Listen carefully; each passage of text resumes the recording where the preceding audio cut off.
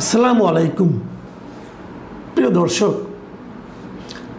মৌলানা মামুনুল হক উনি জাতীয় সংসদের সদস্য নন। ঢাকার মোহাম্মদপুর এলাকা থেকে গত নির্বাচনে তিনি প্রার্থী হয়েছিলেন।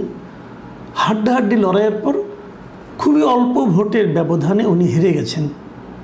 উনি হেরেছেন ববি হাজ্জাজ সাহেবের কাছে, যিনি এখন শিক্ষা বিষয়ক শিক্ষা মন্ত্রণালয়ের প্রতিমন্ত্রী হিসেবে কাজ করছেন। তো এই মামুনুল হক সাহেবকে নিয়ে এবারের বাজেট অধিবেশনের আলোচনায় গত দুদিন আগে বেশ মামুনুল হক সাহেবের একটা কাজ নিয়ে বেশ কথা হয়েছে এবং এই আলোচনাটা তুলেছিলেন ঢাকা 1 আসনের সংসদ সদস্য খন্দকার আবু আশফাক। তিনি বলার চেষ্টা করেছিলেন যে মামুনুল হক সাহেবের অতীত কর্মকাণ্ড নিয়ে 2021 সালের একটা ঘটনাকে উল্লেখ করেছিলেন। তিনি নারায়ণগঞ্জে একটা রিসোর্টে মামুনুল হক সাহেব একটা নারী সহ ধরা পড়েছিলেন, সেই ঘটনাটাকে উনি উল্লেখ করেছেন। যদিও মামুনুল হক সাহেব শুরু থেকেই বলে আসছিলেন ওই নারী তার বিবাহিতা স্ত্রী, এবং সেটা নিয়ে তখন আমাদের এমপি সাহেব আবু আশফাক সাহেব উনি জিজ্ঞাসা করেছিলেন যে মামুনুল হক সাহেবকে যে নারী সহ পাওয়া গিয়েছিল সেটা কি তার আসলে মুতা বিবাহ ছিল নাকি অন্য কিছু ছিল। এই প্রসঙ্গ নিয়ে আবার মুতা বিবাহ নিয়ে বেশ একটা সরস আলোচনা কিন্তু জাতীয় সংসদে হয়েছিলেন।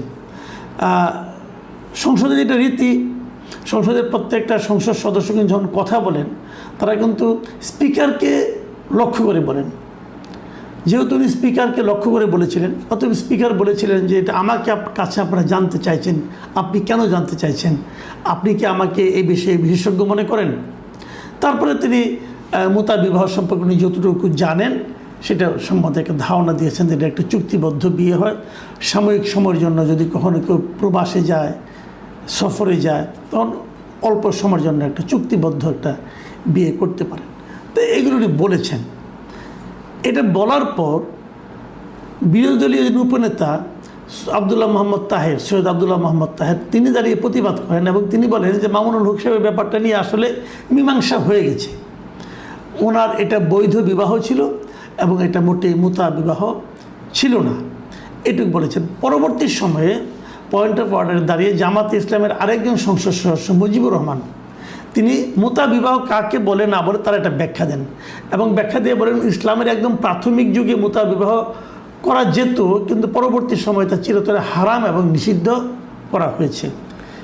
এই পর্যন্ত কিন্তু আলোচনা হলো। আলোচনা হওয়ার পর সামগ্রিক সব মিলিয়ে স্পিকার এবং আপনার চিফ হুইপ যিনি ছিলেন নূর ইসলাম সাহেব, উনি বলেছেন যে এই আলোচনাটা, এই বক্তব্যে কিছু কিছু বক্তব্য আছে যেগুলো অসংসদীয়, অতএব এগুলো সংসদের যে কার্যবিবরণী আছে সেখান থেকে বাদ দেওয়ার অনুরোধ করেন এবং সেই অনুযায়ী স্পিকার হাফিজউদ্দিন আহমেদ এটার সঙ্গে সহমত পোষণ করেন এবং তিনি বলেন যে একজন রাজনৈতিক বা ধর্মীয় নেতার জীবনের ব্যক্তিগত বা অন্ধকার অংশ নিয়ে সংসদে আলোচনার কোনো প্রয়োজন নেই। এরপর উনি খন্দকার আশফাকের দেওয়া মুতা বিবাহ সংক্রান্ত সম্পূর্ণ বক্তব্যটা সংসদের কার্যবিবরণী থেকে এক্সপান্স করার কথা ঘোষণা দেন। তখন উনি এক্সপান্স কিন্তু করে দিলেন। করে দেওয়ার আগে একটা কথা কিন্তু বললেন, যেটা আমি একটু উচ্চারণ করলাম, সেটা হলো একজন রাজনৈতিক বা ধর্মীয় নেতার জীবনের ব্যক্তিগত বা অন্ধকার অংশ নিয়ে সংসদে আলোচনার কোনো প্রয়োজন নেই।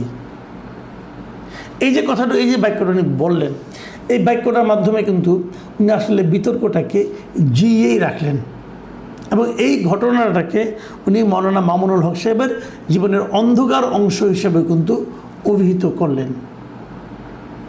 তো উনি করেছেন, এটা ওনার দায়িত্ব। আমরা আলোচনা কেন করছি আজকে? আমি এইটুকু হলেই কিন্তু আলোচনা করতাম তা কিন্তু নয়। আমি আলোচনা করছি এই কারণে যে আজকে যখন আমি এই রেকর্ডিংটা করছি, আজকে 20 তারিখে, আজকে সকালের দিকে মৌলানা মামুনুল হক সাহেব নিজে তার ফেসবুকে একটা বড় পোস্ট দিয়েছেন, বেশ বড়, প্রায় 2360 শব্দের মতো হবে, 60-64 শব্দ, এরকম বিশাল একটা পোস্ট উনি দিয়েছেন। সেই পোস্টে উনি ডিটেইল বর্ণনা করেছেন ওই দিন কী ঘটেছিল, তার পেছনে কী ঘটনা ছিল, অনেক কিছু উনি বলেছেন। এবং ওনার এই বিশাল বক্তব্যটা পড়ার পর আমার কাছে মনে হলো যেটা নিয়ে একটু আলোচনা করা দরকার।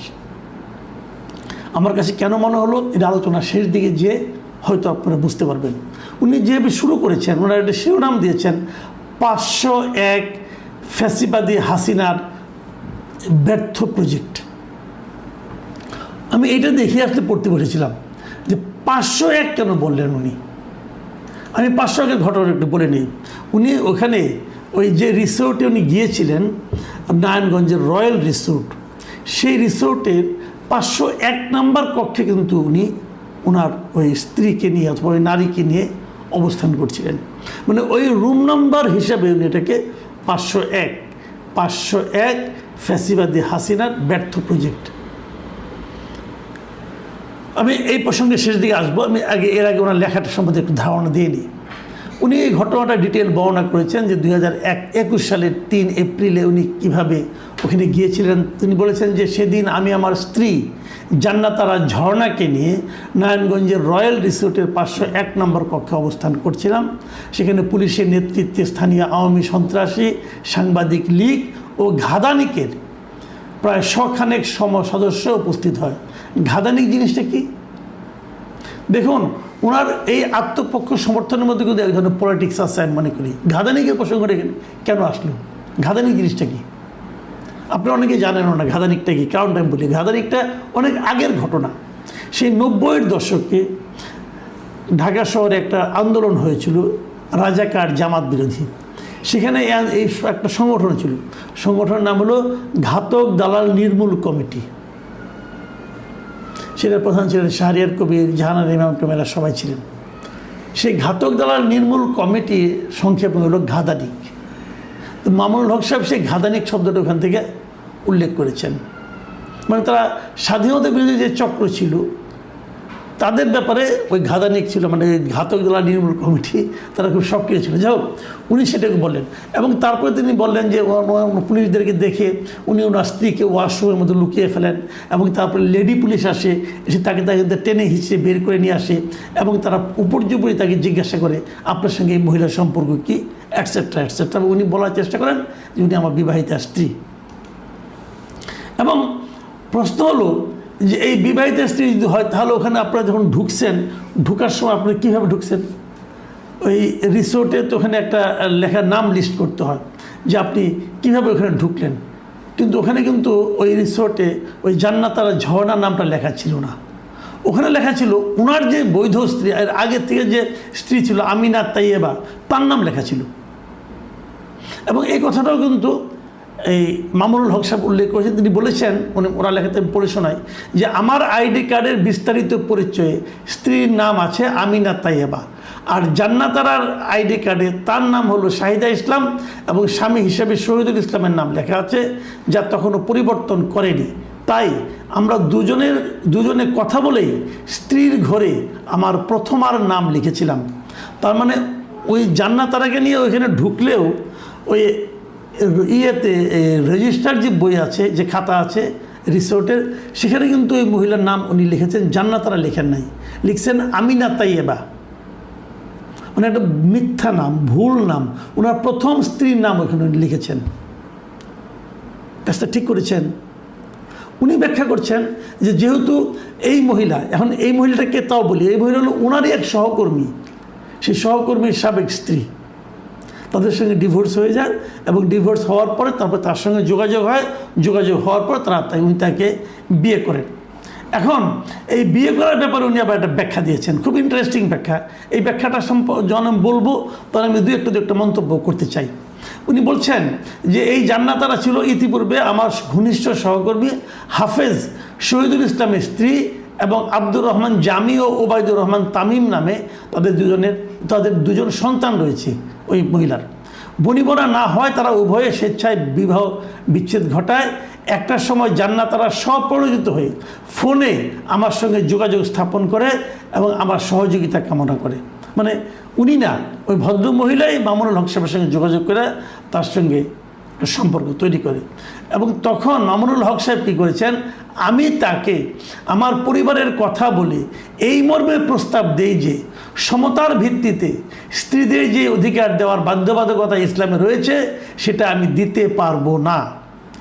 এতে যদি সে সম্মত থাকে তাহলে আমি তাকে আমার বিবাহ বন্ধনে আবদ্ধ করব। সে স্বেচ্ছায় প্রস্তাবে সম্মতি দিলে জানালে আমি তার কাছ থেকে সুস্পষ্ট শব্দে বিবাহের ইজিন গ্রহণ করি এবং শরীয়তের বিধান মোতাবেক আমরা বিবাহ বন্ধনে আবদ্ধ করি। এবং উনি আবার উল্লেখ করেছেন যে ফকিহগণ কোরআন সুন্নাহর দলিলের আলোকে সাব্যস্ত করেছেন যে স্ত্রীর যে অধিকার স্বামীর উপর ওয়াজিব তা স্ত্রী স্বেচ্ছায় ত্যাগ করলে তা গ্রহণযোগ্য হবে। তার মানে সে অধিকারটা কি, যে স্ত্রীর সঙ্গে স্ত্রীর যে সম অধিকার, স্ত্রীকে তার অধিকারটা দিতে হবে, এটা কিন্তু কোরআন শরীফে আছে। আচ্ছা, যদি স্বেচ্ছায় ত্যাগ করে তাহলে হবে। আমি এই আলোচনাটা করব। দেখেন উনি বলেছেন স্বেচ্ছায় পরিত্যাগ করেছে, আর উনি যে স্বেচ্ছায় পরিত্যাগ করেছেন এটা আমরা কী করে বুঝবো? আপনি দাবি করছেন যে উনি স্বেচ্ছায় ত্যাগ করছে, যে উনি কখনো অধিকার চাইবেন না, স্ত্রী হবেন কিন্তু অধিকার চাইবেন না, এটা কেমন কথা হলো? ইসলামে কিন্তু আপনি একাধিক স্ত্রীর কথাকে বলা হয়েছে, স্ত্রী আপনার থাকতে পারে কিন্তু তাদেরকে সমান অধিকার দিতে হবে, ইসলামে এই কথাই বলা হয়েছে, কিন্তু সে অধিকারটা আপনি দেননি। আচ্ছা আসেন এবার দেখি আমরা একটু ইসলামে আসলে কোথায় বলা হয়েছে। এটা বলা হয়েছে সূরা নিসার 3 নম্বর আয়াতে। সেখানে কি বলা হয়েছে আমি আপনাদেরকে বাংলায় পড়ে শোনাই অনুবাদটা। যদি তোমরা আশঙ্কা করো যে নারী ইয়াতিমদের প্রতি সুবিচার করতে পারবে না, তবে নারীদের মধ্য হতে নিজেদের পছন্দ মতো 2, 2, 3, 3 ও 4, 4 জনকে বিবাহ করো।